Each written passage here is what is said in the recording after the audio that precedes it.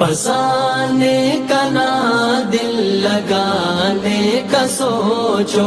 السلام علیکم ورحمۃ اللہ وبرکاتہ۔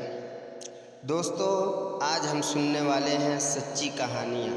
بسم اللہ الرحمن الرحیم۔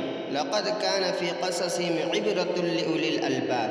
اللہ تعالیٰ کے آخری کتاب قرآن کریم کے سورہ یوسف آیت نمبر 111 میں اللہ تعالیٰ فرماتے ہیں یقیناً ان کے واقعات میں عقل و ہوش رکھنے والوں کے لیے بڑا عبرت کا سامان ہے۔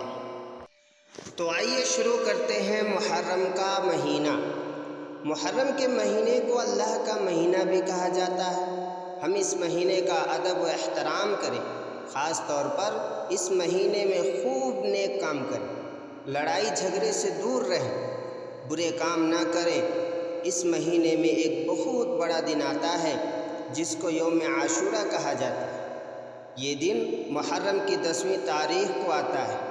اسی دن اللہ تعالیٰ نے حضرت موسیٰ علیہ السلام اور ان کے ساتھ مسلمانوں کو نجات دی تھی اور فرعون اور اس کے پورے لشکر کو پانی میں ڈبو دیا تھا۔ اس لیے حضرت موسیٰ علیہ السلام اللہ تعالیٰ کا شکریہ ادا کرنے کے لیے محرم کی 10ویں تاریخ کو برابر روزہ رکھتے تھے۔ ہمارے پیارے نبی صلی اللہ علیہ وسلم نے بھی اس دن روزہ رکھا ہے۔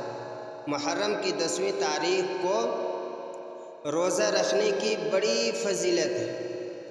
حضور صلی اللہ علیہ وسلم نے فرمایا، میں اللہ تعالیٰ سے امید رکھتا ہوں کہ عاشورہ کے دن کا روزہ اس سے پہلے والے سال کے گناہوں کو مٹا دے گا۔ تو پیارے بچوں اور دوستوں، ہم محرم کے مہینے کی خوب قدر کریں۔ اس مہینے میں ہم نیک کام کریں اور روزہ رکھیں۔ اس سے اللہ تعالیٰ بہت خوش ہوں گے اور ہمیں بہت ثواب دیں گے۔